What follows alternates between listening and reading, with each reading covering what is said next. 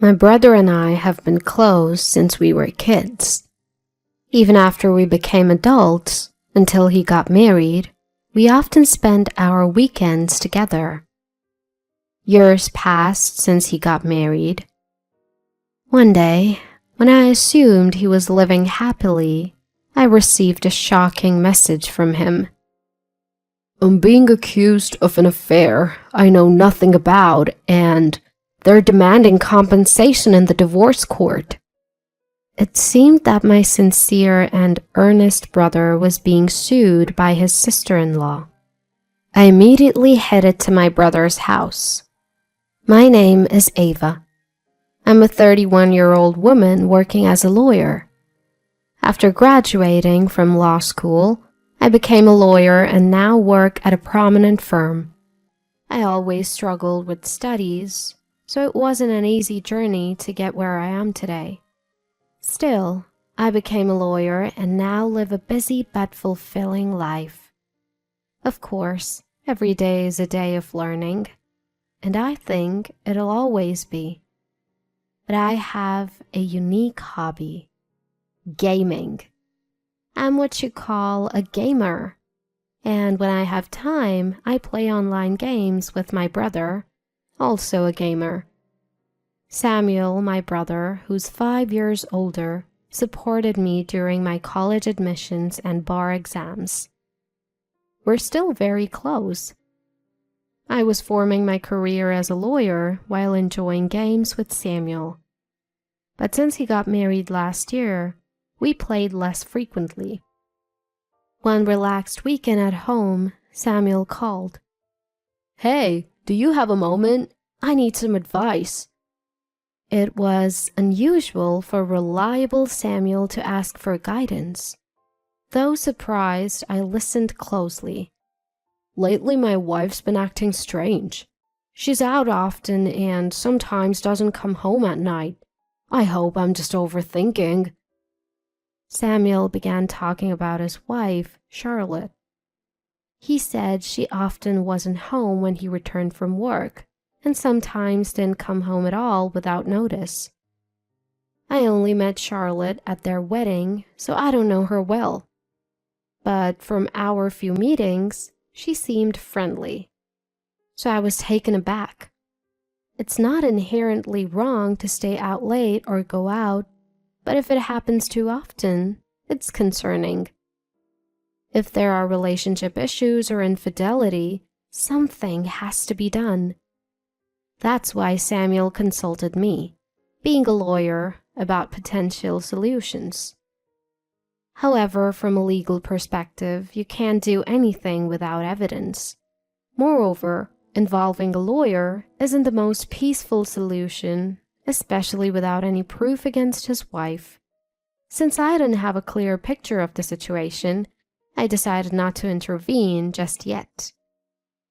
I totally get why you'd be anxious, I began, but without more details, it's hard to say.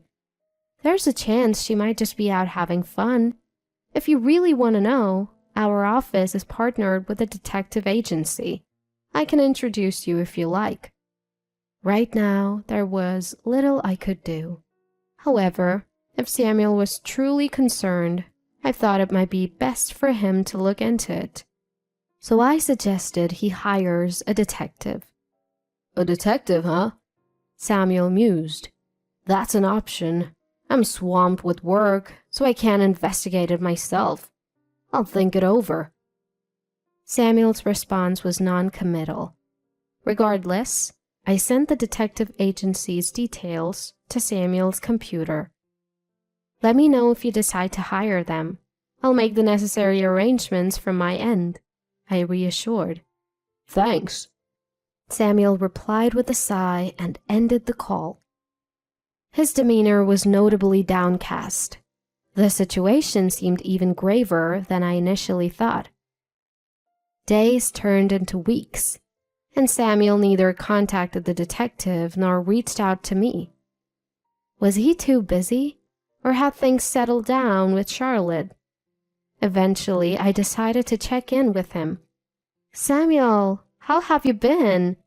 Any updates on the situation with Charlotte? It seems you haven't engaged the detective. I genuinely hoped Samuel's concerns were unfounded. However, from his tone, it was evident that things weren't great. It's not resolved, he admitted gloomily. I considered hiring the detective, but Charlotte manages our finances, my salary, everything. I can't afford the detective's fees. Samuel explained the situation in a somber tone. Despite feeling helpless, Charlotte's behavior hasn't changed, and it seems he's been living with anxiety for several months. I get it. Hiring a detective can be pretty expensive. Samuel's allowance wouldn't nearly cover the investigation fees. Hearing Samuel's disheartened voice made me feel heavy-hearted as well. All right, I'll help out. Let me see what I can do from here, so don't be too down, Samuel. I owed him big. I thought of this as an opportunity to repay a favor and told Samuel so. I wanted to alleviate Samuel's worries, even if just a little. I asked Samuel to wait a bit and ended the call for the day. A few weeks later, I stumbled upon some unsettling information about Charlotte. Before I could share it with Samuel, he called, sounding more frantic than ever. Is everything okay? Something's come up, he blurted out. I braced myself for what Samuel would reveal next. Charlotte is threatening to sue me for alimony based on false allegations of infidelity. She even has a lawyer demanding compensation for our pending divorce, claiming they'll proceed legally if I don't pay.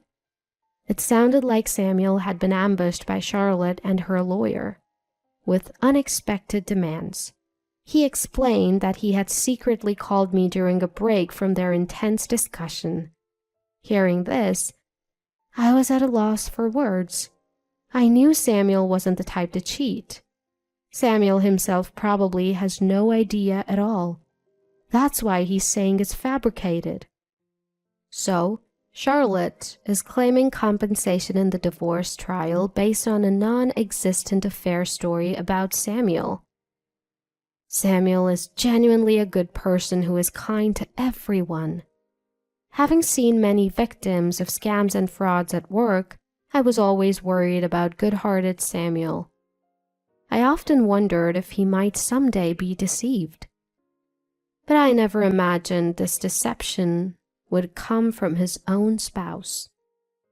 So, what's the situation? What's the other side saying? I mean, Samuel isn't having an affair, so this claim seems far-fetched. Given that he had received a call in the middle of our conversation, it was uncertain when Samuel might be taken back. I needed to learn as much as possible about Samuel's situation in this brief time, so I quickly pressed Samuel for details. He shared that someone had snapped a photo of him during a business meeting with a female colleague, and now they were using it as proof of an affair. In the photo, both of them were dressed professionally, and the location wasn't suggestive in any way. It was clear they were forcibly trying to frame it as evidence of infidelity. There were a few things that struck me as odd at this point, specifically the approach of the opposing lawyer. A lawyer is a professional after all. They wouldn't do anything to harm their client's interests. If it's a case of infidelity, they'll do their utmost to reduce the compensation amount in a divorce trial if their client is the one having the affair. If their client is the victim, the lawyer's job is to claim the maximum compensation. But demanding compensation based on such flimsy evidence was highly suspicious. If they truly studied law, then they're a truly terrible lawyer.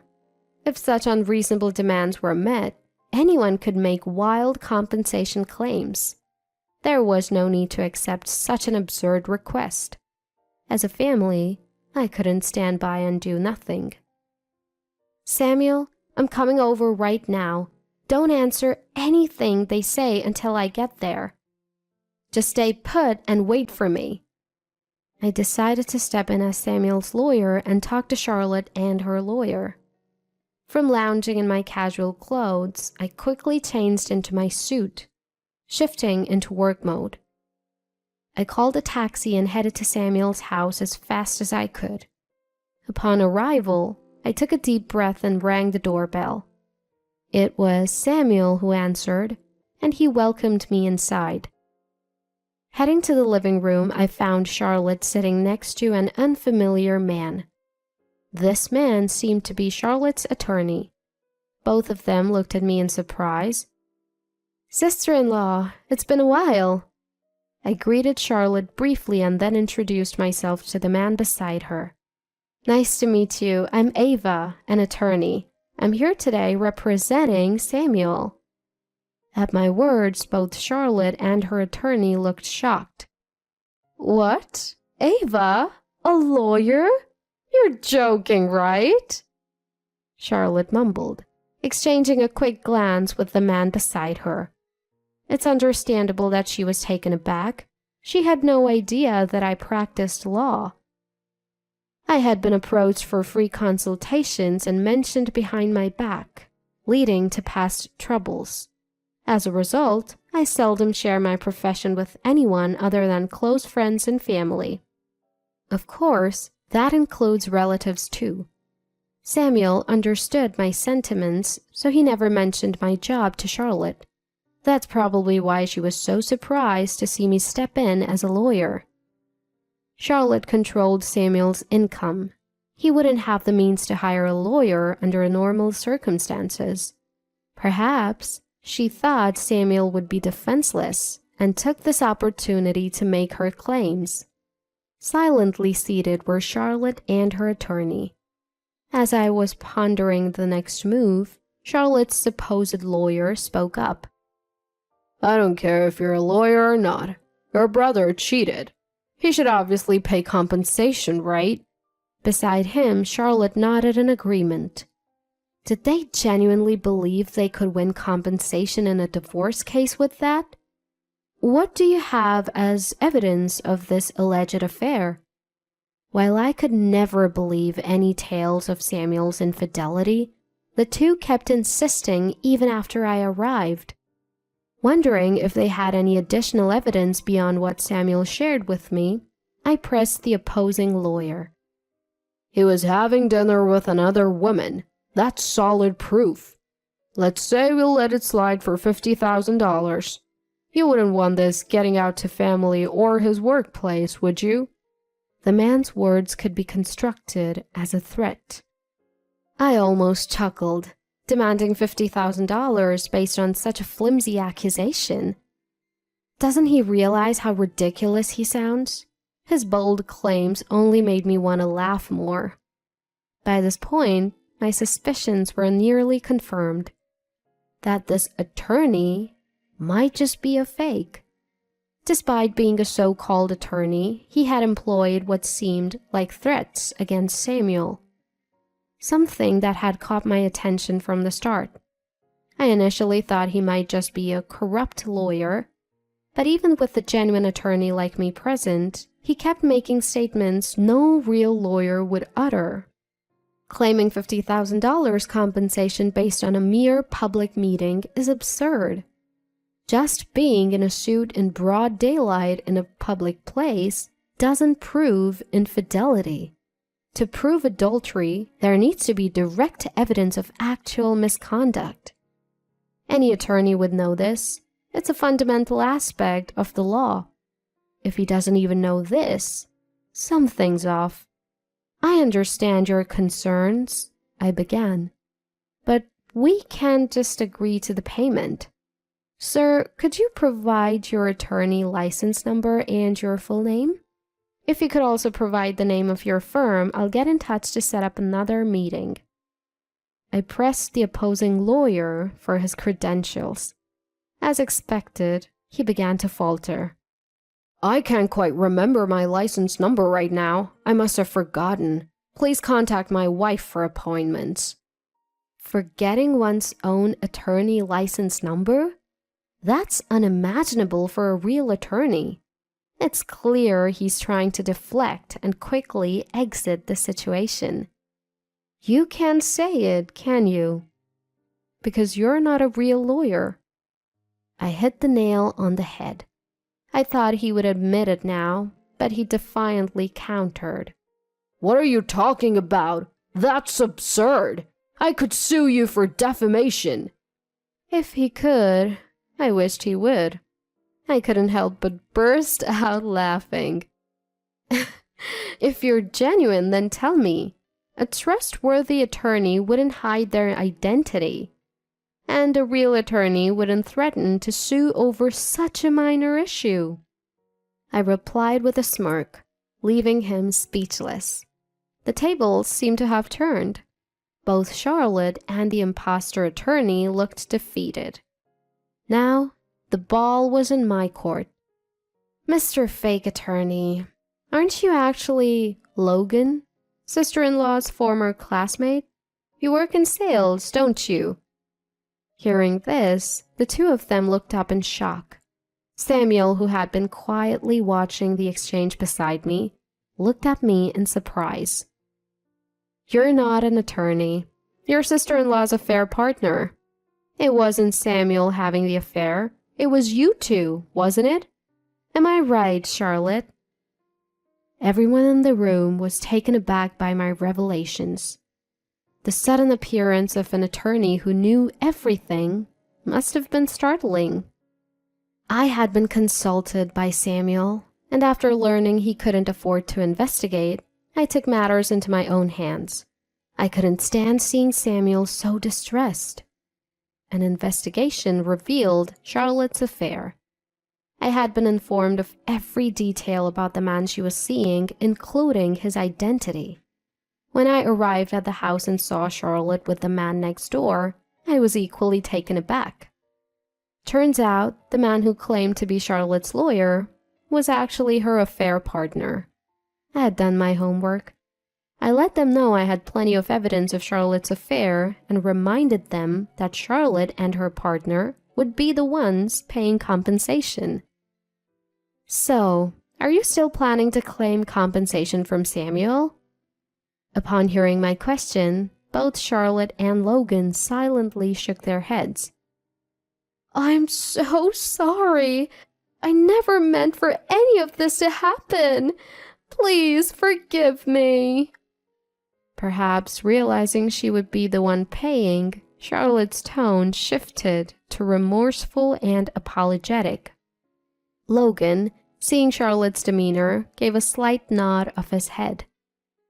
Charlotte then began to talk about the fake affair. It seemed Logan had expressed his wish to marry her, and she had felt the same way. They decided to fabricate an affair to push for the divorce. The idea of also getting compensation money seemed like a good plan to her. It baffles me how someone could think, let alone execute, such a plan. Then Samuel, who had been silent till now, spoke up. You betray someone and try to frame them with a crime. You think just saying sorry will settle it? I've always trusted you as my wife, so be prepared for the consequences of what you have trampled upon. Samuel spoke calmly, but with palpable anger towards Charlotte. He was right. A mere apology can't make up for such deceit. You might not be aware, but claiming to be a lawyer without a license is a serious crime. You could face jail time or a hefty fine. And Logan, you're implicated too. There's no escaping this. Upon hearing this, both of their faces turned pale. It seemed they hadn't anticipated the gravity of the situation. Charlotte, in a frantic tone, said, I'm so sorry. Please forgive me. I didn't know. I truly apologize. Logan quickly stood up from his chair and also began to deeply apologize. I'm truly sorry. We didn't think it through. Please forgive us. Their fervent apologies were a stark contrast to their earlier demands. It was a foolish display. I don't care what happens to you two. I'm reporting this, Samuel declared. It's often said that the kindest people have the fiercest anger. Samuel, without a second glance at the desperately apologizing duo, went on to make his report. Wait, please, just spare us that. Ignoring their pleas, Samuel called the authorities. In the end, both were arrested. They eventually faced prison time. In the end, Samuel and his wife divorced, and the compensation from the divorce settlement offset any other financial matters. They agreed to have no future interactions. Charlotte was left without any defense, reduced to just tears. They tried to benefit by deceiving others and falsely accusing them. It was indeed a case of facing the consequences of their own actions. Regretting now is too late, but hopefully they would change for the better. After the divorce, Samuel seemed to have regained his old spirit. Ever since getting married, Samuel and I have been enjoying online gaming, something he had set aside for a while. After the whole divorce debacle with Charlotte, Samuel moved out of the room they shared and started anew in a different place, trying to shift his feelings and begin a fresh chapter. For a while, he seemed to have lost trust in people and kept his distance. But lately, I've noticed he's been slowly venturing out for meals with friends. Once Samuel feels a bit more settled, I'm thinking of introducing him to some of my trustworthy friends. More than anything, after all the hurt he's been through, I want Samuel to find happiness.